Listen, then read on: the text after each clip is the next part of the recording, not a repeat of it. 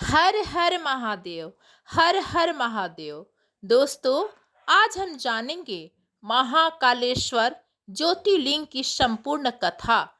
चलिए दोस्तों, कथा शुरू करते हैं। दोस्तों, आप सभी जानते हैं कि जब भी सृष्टि पर अधर्म का अहंकार गहराता है और भक्तों की पुकार आकाश को भेद देती है, तब भगवान शिव किसी न किसी स्वरूप में अपने भक्तों की रक्षा के लिए अवश्य प्रकट होते हैं। उन्हीं दिव्य लीलाओं में से एक है उज्जैन के महाकालेश्वर ज्योतिर्लिंग की कथा। एक ऐसी गाथा जिसमें भक्ति की शक्ति, भगवान शिव की करुणा और अधर्म के विनाश का अद्भुत संगम दिखाई देता है। आज हम आपको उस पावन भूमि पर लेकर चलते हैं जहां स्वयं काल के भी स्वामी महाकाल विराजमान है। यह केवल एक मंदिर की कथा नहीं, बल्कि उस विश्वास की कहानी है जिसने युगों से करोड़ों श्रद्धालुओं के हृदय को अलौकिक किया है। लेकिन प्रश्न यह है कि भगवान शिव ने महाकाल रूप क्यों धारण किया? ऐसा कौन सा संकट आया जिसने स्वयं देवाधिदेव को पृथ्वी पर प्रकट होने के लिए प्रेरित किया? आइए इस दिव्य कथा का आरंभ करते हैं। बहुत प्राचीन समय की बात है। भारत भूमि पर एक अत्यंत समृद्ध और पवित्र नगरी थी, अवंतिका, जिसे आज हम उज्जैन के नाम से जानते हैं। पवित्र शिक्षाप्रद के तट पर बसी यह नगरी धर्म, ज्ञान और संस्कृति का महान केंद्र थी। चारों ओर योगों की सुगंध, मंदिरों की घंटियां और हर हर महादेव का उद्घोष वातावरण को दिव्यता से भर देता था। प्रातः काल होते ही लोग स्नान करके भगवान शिव के मंदिर में पहुंचते थे, बेलपत्र और जल अर्पित करते थे तथा अपने दिन की शुरुआत भोलेनाथ के स्मरण से करते थे। अवंतिका की समृद्धि केवल धन संपत्ति में नहीं, बल्कि उसके लोगों की श्रद्धा और सदाचार में भी झलकती थी।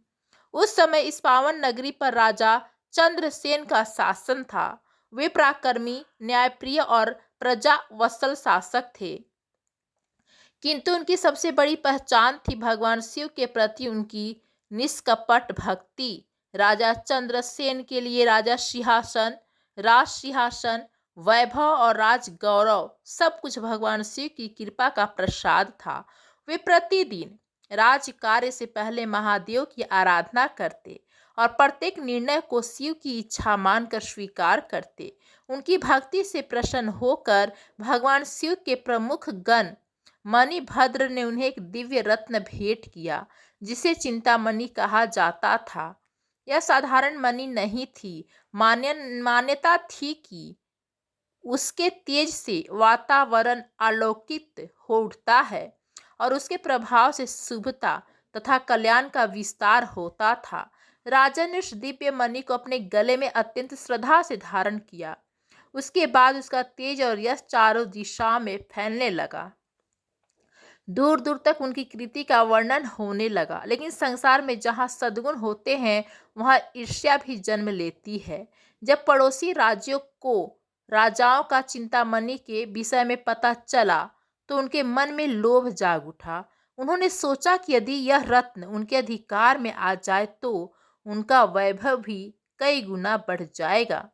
आरंभ में उन्होंने विनम्रता का दिखावा करते हुए राजा चंद्रसेन से वह मणि मांगी, किंतु राजा ने स्पष्ट शब्दों में कह दिया कि यह उनके लिए कोई बहुमूल्य रत्न नहीं, बल्कि भगवान शिव का प्रसाद और प्रिय मित्र का उपहार है। इसे किसी भी मूल्य पर त्यागा नहीं जा सकता। उत्तर सुनते ही उन राजाओं का लोभ क्रोध में बदल गया। उन्होंने अनेक राज्यों की सेनाओं को साथ लेकर अवंतिका पर आक्रमण करने का निश्चय कर लिया।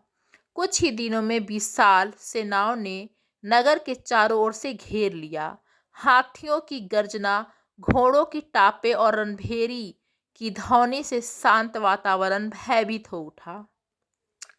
नगरवासियों को समझ आ गया कि एक भीषण युद्ध उनके द्वार पर खड़ा है। किंतु इस संकट की घड़ी में भी राजा चंद्रसेन विचलित नहीं हुए। उन्होंने अपनी सेना की अपेक्षा अपने आराध्य भगवान शिव पर अधिक विश्वास किया। वे सीधे महाकाल के मंदिर पहुंचे और संकल्प लिया कि जब तक भगवान स्वयं रक्षा का मार्ग नहीं दिखाएंगे, तब तक वे अन्न और जल ग्रहण नहीं करेंगे। राजा ने राजसी वैभव त्याग दिया। वे मंदिर में ध्यान मग्न होकर केवल एक ही प्रार्थना करते रहे, हे प्रभु, यह राज्य आपका है, यह प्रजा आपकी है और मैं भी आपका सेवक हूँ। अब इस नगरी की रक्षा केवल आपके हाथों में है। दिन बीतते गए पर राजा की तपस्या अटूट बनी रही। उसी समय अवंतिका में एक निर्धन ग्वालिन रहती थी। वह विधवा थी और उसका लगभग 5 वर्ष का एक पुत्र था। एक दिन वह अपने छोटे बेटे को साथ लेकर भगवान शिव के मंदिर में दर्शन करने पहुंची। वहां उस बालक ने देखा कि राजा चंद्रसेन आंखें बंद किए गहन भक्ति में लीन है। उनके नेत्रों से अश्रुधारा बह रही थी, पर उनके चेहरे पर अद्भुत शांति थी। उस मासूम बालक की हृदय पर यह दृश्य गहरी छाप छोड़ गया। वह भक्ति का अर्थ नहीं समझता था, लेकिन उसे इतना अवश्य अनुभव हुआ कि भगवान से प्रेम इसी प्रकार किया जाता है। घर लौटते ही उसने खेल खेल में भगवान शिव की पूजा करने का निश्चय किया। उसने एक सुंदर पत्थर उठाकर उसे शिवलिंग मान लिया। आसपास से फूल और पत्तियां एकत्र किया और अत्यंत श्रद्धा से उस पत्थर के सामने बैठ गया। अपनी तोतली वाणी से वह शिव का नाम लेता, बार बार प्रणाम करता और निष्कपट भाव से पूजा करता रहा। उसके लिए वह पत्थर नहीं, स्वयं भगवान शिव थे। उधर उसकी माँ घर के कामों में लगी थी। जब बहुत देर तक बालक वापस नहीं लौटा तो वह उसे खोजते हुए वहां पहुंची जहां वह पूजा कर रहा था। उसने देखा कि उसका पुत्र मिट्टी पर बैठा पूरी तन्मयता से एक पत्थर के सामने झुका हुआ है। पहले उसने उसे प्रेम से घर चलने के लिए कहा, पर बालक ने कोई उत्तर नहीं दिया। उसका ध्यान पूजा से हट नहीं रहा था।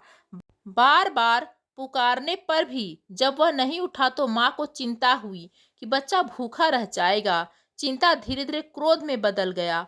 आवेश में उसने वहां रखे फूल और पत्ते हटा दिए और जिस पत्थर को बालक शिवलिंग मानकर पूजा कर रहा था उसे उठाकर दूर फेंक दिया। यह दृश्य उस मासूम हृदय के लिए असहनीय था। उसकी आंखों से आंसू बहने लगे। वह पत्थर के पीछे भागा, किंतु उसे न पाकर वहीं भूमि पर बैठ गया और व्याकुल होकर केवल एक ही नाम पुकारने लगा, हे शिव, हे भोलेनाथ। उसकी पुकार में कोई दिखावा नहीं था। वह सहायता नहीं मांग रहा था, केवल अपने आराध्य को पुकार रहा था। रोते रोते उसका शरीर शिथिल हो गया और वह वहीं अचेत होकर गिर पड़ा। भक्त की यह करुणा पुकार कैलाश तक पहुंची। भगवान शिव अपने निष्कपट भक्त का दुख कैसे सहन करते। उसी क्षण वहां एक अलौकिक घटना घटी। धरती कंपन करने लगी। वातावरण में अद्भुत प्रकाश फैल गया। जिस स्थान पर बालक पूजा करता था वहीं से दिव्य तेज प्रकट होने लगा। देखते ही देखते उस स्थान से एक शंभु ज्योतिर्लिंग प्रकट हुआ, जिसकी आभा चारों दिशाओं में फैल गई। उस तेज के मध्य भगवान शिव अपने रौद्र स्वरूप में प्रकट हुए। उनके नेत्र अग्नि के समान प्रज्वलित थे। जटाओं से दिव्य प्रकाश निकल रहा था और उनके मुखमंडल पर भक्तों के प्रति करुणा तथा अधर्म के प्रति प्रचंड संकल्प स्पष्ट दिखाई दे रहा था। उन्होंने गंभीर स्वर में घोषणा की, जो मेरे भक्तों पर अन्याय करेगा उसका अंत निश्चित है। उसी समय अवंतिका को घेर कर खड़ी शत्रु सेनाओं में विचित्र भय फैल गया। बिना युद्ध किए ही उनके साहस का नाश होने लगा। सैनिकों का मन विचलित हो उठा। हाथी और घोड़े नियंत्रण से बाहर हो गए। कुछ ही क्षणों में पूरी सेना अस्त व्यस्त होकर रणभूमि छोड़ने लगी। किसी ने उन्हें पराजित नहीं किया था। यह स्वयं महाकाल की दिव्य शक्ति का प्रभाव था। नगरवासियों ने पहली बार भगवान शिव के उस स्वरूप का दर्शन किया, जो भक्तों के लिए करुणामय और अधर्म के लिए काल बन जाता है। उधर ग्वालिन, जो कुछ देर पहले क्रोध में थी, अब स्तब्ध खड़ी थी। उसका भय पश्चाताप में बदल चुका था। उसने अपने अचेत पुत्र की ओर देखा। उसके चेहरे पर किसी प्रकार का कष्ट नहीं था। वह अत्यंत शांत दिखाई दे रहा था, मानो भगवान की कृपा ने उसे अपनी गोद में सुला लिया हो। माँ का हृदय भर आया। वह कांपते कदमों से आगे बढ़ी, ज्योतिर्लिंग के सामने नतमस्तक हुई और अश्रुपूरित नेत्रों से क्षमा मांगने लगी। उसे अपनी भूल का गहरा एहसास हो चुका था। उसी समय मंदिर के भीतर तपस्या में लीन राजा चंद्रसेन ने वह दिव्य नाद सुना। उनकी समाधि भंग हुई। वे तुरंत बाहर आए। जब उनकी दृष्टि स्वयंभू ज्योतिर्लिंग पर पड़ी तो वे सब कुछ समझ गए। उन्होंने अनुभव कर लिया कि भगवान ने उनकी प्रार्थना स्वीकार कर ली है। राजा बिना किसी राजसी औपचारिकता के सीधे भूमि पर दंडवत लेट गए। उनके हृदय में केवल कृतज्ञता थी। उन्हें विश्वास हो गया कि जहाँ सच्ची भक्ति होती है वहाँ भगवान स्वयं अपने भक्तों की रक्षा करते हैं। इसी क्षण वह बालक भी धीरे धीरे होश में आया। उसने मुस्कुराकर ज्योतिर्लिंग की ओर देखा और अपनी माँ से शांत स्वर में कहा, माँ, भोलेनाथ आ गए। उसकी सरल वाणी सुनकर वहां उपस्थित प्रत्येक व्यक्ति की आंखें नम हो गई। राजा चंद्रसेन ने उस बालक को अपने हाथों से उठाया और सम्मान पूर्वक उसके मस्तक को स्पर्श किया। उन्होंने कहा, आज इस बालक ने सिद्ध कर दिया कि भगवान तक पहुंचने का मार्ग वैभव या विधता नहीं बल्कि निष्कपट श्रद्धा है। नगर के सभी लोगों ने एक स्वर में भगवान शिव से प्रार्थना की कि वे इसी स्थान पर सदा निवास करें और अपनी कृपा से अवंतिका की रक्षा करते रहें। भक्तों की प्रार्थना स्वीकार कर भगवान शिव उसी स्वयंभू ज्योतिर्लिंग में सदा के लिए विराजमान हो गए। तभी से वे श्री महाकालेश्वर के नाम से पूजे जाने लगे। ऐसे भगवान जो स्वयं काल के भी स्वामी हैं। भगवान शिव के शंभु महाकालेश्वर रूप में प्रकट होने के बाद अवंतिका नगरी का वातावरण ही बदल गया। कुछ ही समय पहले जहां युद्ध का भय छाया हुआ था, वहीं अब भक्ति, आश्चर्य और आनंद की अनुभूति होने लगी। नगरवासियों ने अपने जीवन में पहली बार साक्षात अनुभव किया कि सच्चे भक्त की रक्षा के लिए भगवान किसी भी क्षण प्रकट हो सकते हैं। राजा चंद्रसेन ने सबसे पहले उस बालक और उसकी माता को सम्मान पूर्वक अपने पास बुलाया। उन्होंने कहा, आज इस राज्य की रक्षा मेरी सेना ने नहीं बल्कि इस बालक की निष्कपट श्रद्धा ने की है। जिसने निष्काम भाव से भगवान को पुकारा, उसी की भक्ति ने स्वयं महादेव को पृथ्वी पर आने के लिए विवश कर दिया। राजा ने आदेश दिया कि उस पवित्र स्थान को सदैव सुरक्षित रखा जाए जहां स्वयंभू ज्योतिर्लिंग प्रकट हुआ था। कुछ ही दिनों में विशाल मंदिर के निर्माण की तैयारियां आरंभ हो गई। देश के विभिन्न भागों से श्रेष्ठ शिल्पकार, मूर्तिकार और वास्तु विशारद बुलाए गए। प्रत्येक पत्थर श्रद्धा के साथ रखा गया और प्रत्येक स्तंभ को इस भावना से गढ़ा गया कि यह केवल एक भवन नहीं बल्कि स्वयं महाकाल का निवास होगा। जब मंदिर पूर्ण हुआ तब पूरे राज्य में भव्य उत्सव मनाया गया। वैदिक मंत्रों के बीच भगवान महाकालेश्वर की विधि पूर्वक प्रतिष्ठा की गई। उसी दिन से अवंतिका केवल एक समृद्ध राजधानी नहीं रही बल्कि शिव भक्तों का महान तीर्थ बन गई। समय बीतने के साथ साथ दूर दूर से साधु, ऋषि, विद्वान और श्रद्धालु महाकाल के दर्शन के लिए आने लगे। किसी ने धन की कामना की, किसी ने संतान की, किसी ने ज्ञान की और किसी ने न केवल भगवान के चरणों में शांति खोजी। सभी को विश्वास था कि महाकाल के द्वार से कोई भी खाली नहीं लौटता। धीरे धीरे इस नगरी का नाम उज्जैन के रूप में प्रसिद्ध हुआ। यह केवल व्यापार और संस्कृति का केंद्र नहीं बल्कि आध्यात्मिक चेतना का भी प्रमुख स्थान बन गया। यहाँ का प्रत्येक उत्सव भगवान महाकाल को समर्पित होता था और नगर का प्रत्येक नागरिक स्वयं को उनका सेवक मानता था। समय बदलता गया, पीढ़ियां आती रहीं और चली गईं, लेकिन महाकाल की आराधना कभी नहीं रुकी। जन्म हो या विवाह, नया कार्य आरंभ हो या किसी महत्वपूर्ण निर्णय का समय, उज्जैन के लोग सबसे पहले महाकाल का आशीर्वाद लेना अपना सौभाग्य मानते थे। यहीं से महाकाल मंदिर की अनेक विशिष्ट परंपराओं का आरंभ भी हुआ।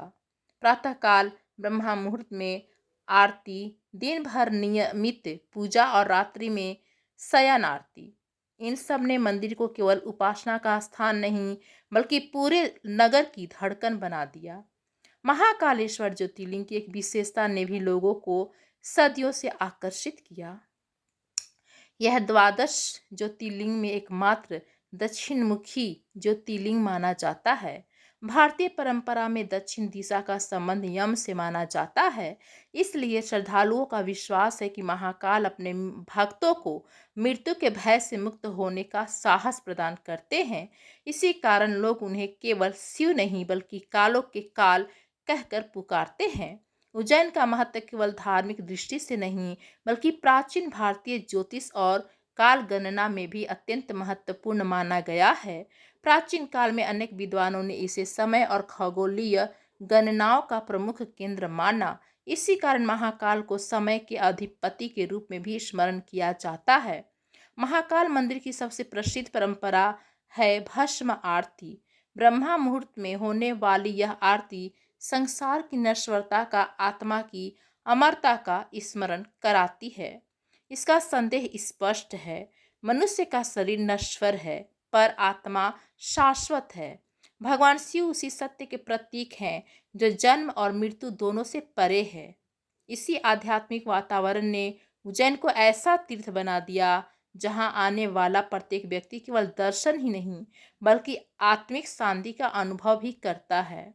इसी पावन नगरी में आगे चलकर एक ऐसे महान सम्राट का शासन हुआ जिनका नाम इतिहास और लोक कथाओं में आज भी आदर के साथ लिया जाता है, राजा विक्रमादित्य। जी हाँ दोस्तों, राजा विक्रमादित्य केवल पराक्रमी शासक ही नहीं बल्कि भगवान महाकाल के अनन्य उपासक थे। राज्य कार्य आरंभ करने से पहले प्रतिदिन महाकालेश्वर के दर्शन करते। उनका विश्वास था कि राजा का वास्तविक बल उनकी सेना या संपत्ति नहीं बल्कि धर्म और ईश्वर की कृपा होती है। कहा जाता है कि वे रात्रि में साधारण वेश धारण कर नगर का भ्रमण करते थे ताकि अपनी प्रजा का सुख दुख स्वयं जान सकें। प्रजा उन्हें राजा से अधिक एक संरक्षक मानती थी। न्याय, दया और धर्म उनके शासन की पहचान बन चुके थे। उनके शासनकाल में उज्जैन ज्ञान, साहित्य, ज्योतिष और कला का प्रमुख केंद्र बना। देश भर से विद्वान यहाँ आते और अपनी विद्या का आदान प्रदान करते। अनेक लोग इस समृद्धि का श्रेय भगवान महाकाल के आशीर्वाद को देते थे। किंतु समय का चक्र सदैव एक सा नहीं रहता। वर्षों बाद भारत पर अनेक विदेशी आक्रमण हुए। कई प्राचीन मंदिरों को क्षति पहुंचाई गई और धार्मिक स्थलों को नष्ट करने का प्रयास किया गया। उज्जैन भी इस कठिन काल से अछूता नहीं रहा। महाकालेश्वर मंदिर पर भी आक्रमण हुआ। मंदिर की संरचना को भारी क्षति पहुंची और पूजा अर्चना का क्रम बाधित हो गया।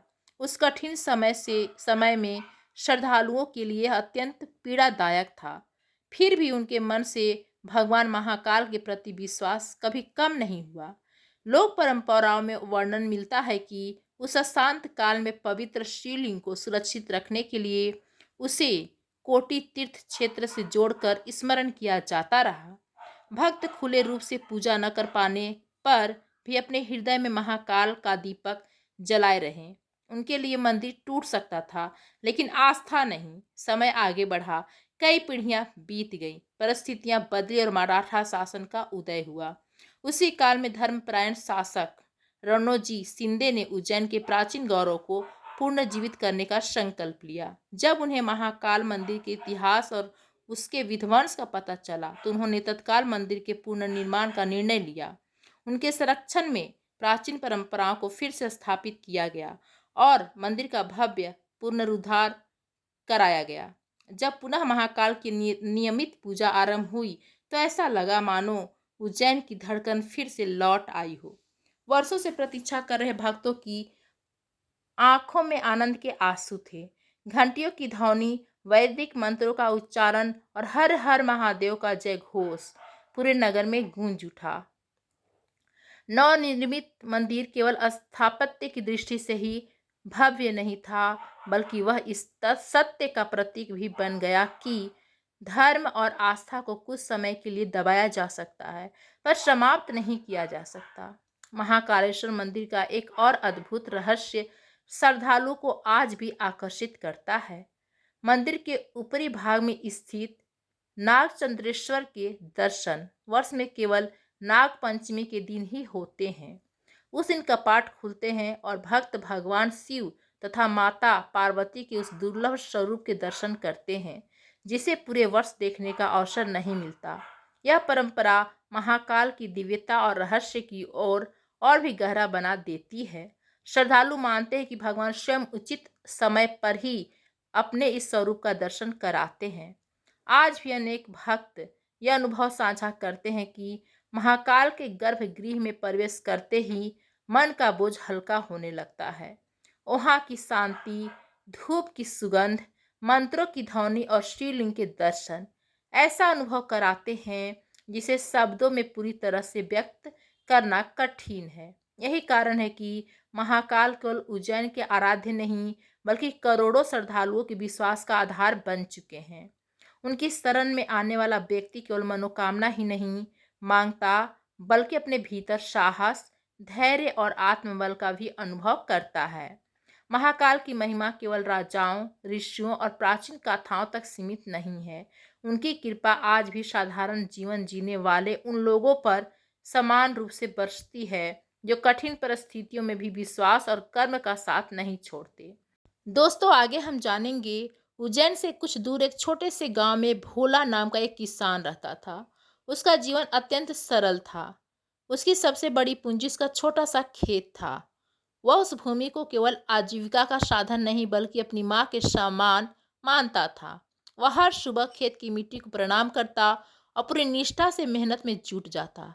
उसका परिवार भी छोटा था, पत्नी, 2 बच्चे और सीमित साधन। उसकी कोई बड़ी इच्छा नहीं थी। वह केवल इतना चाहता था कि उसका परिवार सम्मान के साथ 2 समय का भोजन प्राप्त कर सके और उसके खेत हर वर्ष अच्छी फसल दे। किंतु एक वर्ष प्रकृति ने कठोर परीक्षा ले ली। बरसात का मौसम आया, पर वर्षा नहीं हुई। बादल कई बार घिरे, गरजे और बिना बरसे लौट गए। दिन बीतते गए और खेतों की हरियाली धीरे धीरे सूखने लगी। मिट्टी में गहरी दरारें पड़ गईं। जिन पौधों को वह अपने बच्चों की तरह संभालता था, वे उसकी आंखों के सामने मुरझाने लगे। भोला ने हार नहीं मानी। उसने कुएं से पानी निकाल निकाल कर खेत बचाने का प्रयास किया, लेकिन कुछ ही दिनों में कुएं का जल भी समाप्त हो गया। गांव के अधिकांश किसानों की स्थिति ऐसी ही थी। घर का अन्न धीरे धीरे खत्म होने लगा। बच्चों की मासूम आंखों में भूख दिखाई देने लगी। विवश होकर भोला ने पहले अपने बैल बेच दिए। जब उससे भी काम नहीं चला तो वह पत्नी के कुछ आभूषण भी बेच दिए। फिर भी हालात नहीं बदले। एक दिन ऐसा आया जब घर के में खाने के लिए एक भी दाना शेष नहीं बचा। उस रात भोला चुपचाप अपने सूखे खेत में गया। उसने फटी हुई धरती को छूकर आंखें बंद कर ली। वर्षों की मेहनत, संघर्ष और उम्मीदें जैसे एक ही क्षण में बिखर गई थी। उसकी आंखों से आंसू बह निकले। उसे लगा मानो उसका विश्वास भी सूख चुकी फसल की तरह समाप्त हो गया हो। उसी समय उससे गांव के एक वृद्ध की कही हुई बात याद आई। वृद्ध ने कभी कहा था, जब संसार के सभी रास्ते बंद दिखाई दे, तब उज्जैन वाले महाकाल का द्वार कभी बंद नहीं होता। यही शब्द उसके मन में आशा की एक छोटी सी लौ बनकर जल उठी। अगले दिन उसने पत्नी से कहा कि कुछ समय के लिए बच्चों को लेकर मायके चली जाए। फिर बिना किसी को बताए वह पैदल ही उज्जैन की ओर निकल पड़ा। उसके पास न धन था, न भोजन और न ही निश्चित योजना। उसके साथ केवल विश्वास की एक क्षीण किरण थी। कई दिनों की कठिन यात्रा के बाद दूर से महाकाल मंदिर का शिखर दिखाई दिया। उस दृश्य ने उसके थके हुए शरीर में नई शक्ति भर दी। मंदिर पहुंचकर उसने पहली बार महाकालेश्वर के दर्शन किए। गर्भगृह में दीपों की मंद रोशनी के बीच विराजमान ज्योतिर्लिंग को देखते ही उसका मन शांत होने लगा। वह कुछ मांग नहीं पाया। उसके पास शब्द नहीं थे, केवल आंसू थे। वह चुपचाप बैठ गया और अपने जीवन का सारा दुख भगवान के चरणों में अर्पित कर दिया। बहुत देर तक वह मौन भाव से वहीं बैठा रहा। धीरे धीरे उसके भीतर का बोझ हल्का होने लगा। शिकायतें समाप्त हो गई और उनके स्थान पर एक अनोखा संतोष भरने लगा। जब वह मंदिर से बाहर निकला तब उसकी परिस्थितियां नहीं बदली थी, लेकिन उसका मन बदल चुका था। कई दिनों बाद उसने तृप्त होकर भोजन किया। भोजन के पश्चात वह मंदिर परिसर के निकट एक वृक्ष के नीचे विश्राम करने लगा। लंबे समय बाद उसे गहरी और शांत नींद आई। अगली सुबह उसने भंडारे के आयोजक के से विनम्रता से काम मांगा। उस व्यक्ति ने उसकी सादगी, ईमानदारी और मेहनत करने की इच्छा देखकर उसे अपने साथ काम पर रख लिया। यहीं से भोला के जीवन का नया अध्याय प्रारंभ हुआ। दिन भर वह पूरी लगन से कार्य करता और प्रत्येक संध्या महाकाल मंदिर जाकर कुछ देर शांत भाव से बैठता। अब उसकी प्रार्थना बदल चुकी थी। वह किसी चमत्कार की अपेक्षा नहीं करता था। उसे कल भगवान के समीप बैठने में ही संतोष मिलने लगा था। कुछ महीनों बाद पर्याप्त धन एकत्र होने पर उसे अपने गांव से समाचार मिला कि वहां वर्षा हो चुकी है और खेती भी फिर से आरंभ हो गई है। वह प्रसन्न मन से वापस लौटा और पहले की तरह खेत में मेहनत करने लगा। इस बार उसके हाथों में केवल हल नहीं था बल्कि विश्वास भी था। उसने समझ लिया था कि भगवान मनुष्य के स्थान पर कर्म नहीं करते बल्कि उसे कर्म करने की शक्ति प्रदान करते हैं। यही महाकाल की सबसे बड़ी कृपा है। गांव लौटने के बाद भोला का जीवन पहले जैसा नहीं रहा। खेत वही थे, घर वही थे और परिस्थितियां भी बहुत अलग नहीं थी, लेकिन उसके भीतर का मनुष्य बदल चुका था। अब वह परिणाम की चिंता करने के बजाय पूरे मन से कर्म करता था और भगवान पर विश्वास कि जो व्यक्ति ईमानदारी से अपना कर्तव्य निभाता है उसकी रक्षा स्वयं महाकाल करते हैं। उसने पूरे उत्साह के साथ फिर से खेती शुरू की। समय पर खेत जोते, बीज बोए और धैर्यपूर्वक वर्षा की प्रतीक्षा की। इस बार प्रकृति भी उस पर मेहरबान हुई। अच्छी वर्षा हुई और कुछ ही महीनों में उसकी खेत सुनहरी फसलों से भर उठे। जब फसल तैयार हुई तो पूरे गांव ने आश्चर्य से देखा कि जिस किसान के घर कुछ समय पहले अन्न का एक दाना भी नहीं था, उसी के खेत सबसे अधिक उपज दे रहे थे। लोग इसकी सफलता का रहस्य पूछते तो भोला मुस्कुरा कर केवल इतना कहता, महाकाल ने मुझे धन नहीं दिया, उससे भी बड़ा उपहार दिया है। उन्होंने मेरा टूटा हुआ मन जोड़ दिया। जब मन मजबूत हो जाए तो कठिन रास्ते भी आसान लगने लगते हैं। धीरे धीरे उसकी कहानी आसपास के गांव तक पहुंचने लगी। लोग उसे सम्मान से सुनने लगे। कोई किसान सूखे से परेशान होता, कोई परिवार संकट में होता और कोई व्यक्ति जीवन से निराश हो जाता तो लोग उसे भोला के पास भेजते। भोला किसी चमत्कारी उपाय नहीं बताता था, वह केवल अपनी यात्रा सुनाता। वह कहता, भगवान के दरबार में जाने का अर्थ केवल कुछ मांगना नहीं है, वहां जाकर अपने मन का बोझ उतार देना ही सबसे बड़ी प्रार्थना है। उसकी सरल बातें लोगों के मन को छू जाती थी। अनेक लोग निराशा छोड़कर फिर से अपने जीवन में जुट जाते। समय के साथ उज्जैन में महाकाल की महिमा और भी फैलती गई। देश के विभिन्न प्रदेशों से श्रद्धालु दर्शन के लिए आने लगे। हर व्यक्ति अपने साथ एक अलग कहानी, अलग पीड़ा और अलग आशा लेकर आता, लेकिन मंदिर से लौटते समय उसके चेहरे पर एक नई शांति दिखाई देती। इसी दौरान उज्जैन में धनपत राय नाम का एक अत्यंत समृद्ध व्यापारी रहता था। उसके पास अपार धन संपत्ति थी और वह अपने वैभव पर गर्व करता था। वह मंदिर में बड़े बड़े दान देता, बहुमूल्य वस्तुएं अर्पित करता और विशाल भंडारों का आयोजन करता था। किंतु उसके भीतर एक सूक्ष्म अहंकार भी था। उसे लगता था कि अधिक धन अर्पित करने वाला ही सबसे बड़ा भक्त कहलाने का अधिकारी है। एक वर्ष सिंह अस्त पर्व के अवसर पर उज्जैन में असंख्य श्रद्धालु एकत्रित हुए। धनपत राय ने घोषणा की कि वह पूरे महीने विशाल भंडारा चलवाएगा। नगर में उसकी उदारता की चर्चा होने लगी। लोग उसकी प्रशंसा कर रहे थे और स्वयं भी अपने सम्मान से अत्यंत प्रसन्न था। उसी समय हिमालय से एक विरक्त साधु उज्जैन पहुंचे। उनका जीवन अत्यंत सरल था। वे किसी प्रकार का प्रदर्शन नहीं करते थे और अधिकतर समय मौन रहते थे। एक दिन वे धनपत राय के भंडार के पास पहुंचे। वहां के सेवकों ने आदरपूर्वक उन्हें भोजन ग्रहण करने का आग्रह किया, किंतु उन्होंने विनम्रता से मना कर दिया। जब यह बात धनपत राय तक पहुंची तो उसे यह अपना अपमान लगा।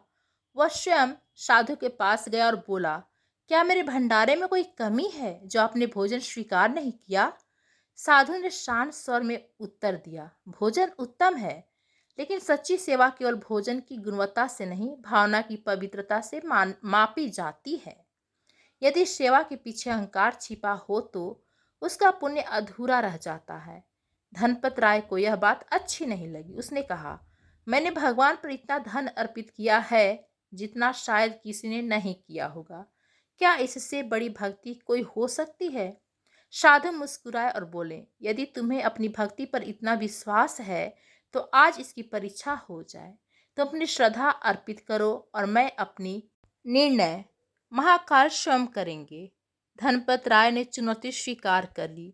उसने स्वर्ण थाल में अनेक प्रकार के व्यंजन सजवाए, सुगंधित पुष्पों से उसे अलंकृत कराया और पूरे सम्मान के साथ मंदिर की ओर चल पड़ा। उधर साधु एक निर्धन वृद्धा की कुटिया में पहुंचे। उस दिन उसके पास केवल बाजरे की एक रोटी और थोड़ा सा गुड़ था। फिर भी उसने प्रसन्न मन से अपनी आधी रोटी और गुड़ साधु को भिक्षा में दे दिया। साधु ने उसी साधारण प्रसाद को बड़े आदर से पत्ते पर रखा और महाकाल मंदिर की ओर बढ़ गए। उस दिन महाकाल के दरबार में होने वाली यह परीक्षा केवल दो भोगों की नहीं बल्कि दो भावनाओं की थी। एक ओर वैभव से भरा अहंकार और दूसरी ओर त्याग से भरी निष्कपट श्रद्धा। महाकालेश्वर मंदिर का गर्भगृह श्रद्धालुओं से भरा हुआ था। चारों ओर वैदिक मंत्रों का उच्चारण हो रहा था। दीपों की लौ शांत वातावरण में दिव्यता बिखेर रही थी और प्रत्येक भक्त श्रद्धा से भगवान महाकाल के दर्शन कर रहे थे। उसी समय धनपत राय अपने सेवकों के साथ मंदिर पहुंचे। उसके हाथों में सोने का विशाल थाल जिसमें अनेक प्रकार के व्यंजन सजे थे। सुगंधित पुष्प, चंदन और इत्र से सुसज्जित वह भोग देखकर उपस्थित लोग उसकी प्रशंसा करने लगे। कुछ ही देर बाद वही साधु भी मंदिर में पहुंचे। उनके हाथ में केवल एक पत्ते पर रखी आधी बाजरे की रोटी और थोड़ा सा गुड़ था। साधु का सरल भोग देखकर कई लोग मुस्कुरा दिए। कुछ लोगों ने मन ही मन सोचा कि इतने भव्य मंदिर में इतना साधारण अर्पण कैसे स्वीकार होगा। धनपत राय ने व्यंग से कहा, क्या तुम्हें सचमुच विश्वास है कि इतनी साधारण रोटी महाकाल को प्रसन्न कर सकती है? साधु ने कोई उत्तर नहीं दिया। उन्होंने शांत भाव से अपनी आंखें बंद की और मन ही मन प्रार्थना की, हे प्रभु, यह अर्पण मेरा नहीं है, यह उस वृद्ध माता की श्रद्धा है जिसने अपनी भूख से पहले अतिथि का सम्मान किया। यदि इसमें निष्कपट प्रेम है तो कृपा करके इसे स्वीकार कीजिए। इसके बाद उन्होंने धीरे से वह पत्ता भगवान महाकाल के चरणों में रख दिया। मंदिर में उपस्थित सभी लोगों की दृष्टि अब शिवलिंग पर टिकी हुई थी। कुछ क्षणों तक गहरा मौन छाया रहा। फिर एक अद्भुत दृश्य दिखाई दिया। धनपत राय का स्वर्ण थाल अपने स्थान पर वैसे ही रखा रहा, जबकि साधु द्वारा अर्पित रोटी और गुड़ धीरे धीरे शिवलिंग के समीप विलीन होते प्रतीत हुए। उपस्थित भक्तों ने इसे भगवान की कृपा का संकेत माना। पूरे मंदिर में हर हर महादेव का जयघोष गूंज उठा। यह दृश्य देखकर धनपत राय स्तब्ध रह गया। उसका अभिमान पल भर में समाप्त हो गया। उसकी आंखों से आंसू बहने लगे। वह साधु के चरणों में झुक गया और कांपते स्वर में बोला, आज मुझे समझ में आ गया कि भगवान को धन नहीं, भाव चाहिए। मैं दान करता रहा पर मेरे भीतर विनम्रता नहीं थी। मेरी पूजा में प्रदर्शन अधिक था और समर्पण कम। साधु ने उसे उठाया और स्नेहपूर्वक कहा, महाकाल किसी के धन या वैभव से प्रसन्न नहीं होते। वे उस हृदय को स्वीकार करते हैं जिसमें छल, अहंकार और स्वार्थ न हो। एक सच्ची भावना हजारों दिखावों से श्रेष्ठ होती है। उस दिन के बाद धनपत राय का जीवन पूरी तरह से बदल गया। उसने दान देना बंद नहीं किया बल्कि दान देने का उद्देश्य बदल दिया। अब वह किसी प्रशंसा या प्रसिद्धि की इच्छा नहीं रखता था। वह गुप्त रूप से निर्धनों की सहायता करने लगा, यात्रियों की सेवा करने लगा और मंदिर में एक सामान्य भक्त की तरह उपस्थित होने लगा। समय बीतने के साथ लोगों ने उसके स्वभाव में आया परिवर्तन स्पष्ट रूप से देखा। जो व्यक्ति पहले अपने वैभव पर गर्व करता था वही अब विनम्रता का उदाहरण बन गया। यह घटना उज्जैन में वर्षों तक सुनाई जाती रही। लोग अपने बच्चों को बताते बताते थे कि महाकाल के दरबार में ऊंच नीच, धन दौलत, पद और प्रतिष्ठा का कोई महत्व नहीं है। वहाँ केवल निर्मल मन, सच्ची श्रद्धा और निष्काम प्रेम का मूल्य है। इसी कारण महाकाल का दरबार सभी के लिए समान माना जाता है वहाँ राजा और साधारण व्यक्ति एक ही पंक्ति में खड़े होकर दर्शन करते हैं। भगवान किसी का परिचय उसके वस्त्रों, पद या संपत्ति से नहीं, बल्कि उसके हृदय की पवित्रता से जानते हैं। आज भी जो श्रद्धालु उज्जैन पहुंचते हैं, वे केवल मनोकामना लेकर नहीं आते, बल्कि यह सीख लेकर लौटते हैं कि जीवन का सबसे बड़ा धन विश्वास, सेवा और विनम्रता है। कहा जाता है कि सच्ची भक्ति वह नहीं जो केवल सुख में स्मरण करे, बल्कि वह है जो कठिन समय में भी विश्वास बनाए रखे। राजा चंद्रसेन की अटूट श्रद्धा, उस बालक की निष्कपट पूजा, भोला किसान का धैर्य और धनपत राय का बदला हुआ हृदय, ये सभी हमें यही शिक्षा देते हैं कि भगवान तक पहुंचने का मार्ग केवल सच्चे भाव से होकर जाता है।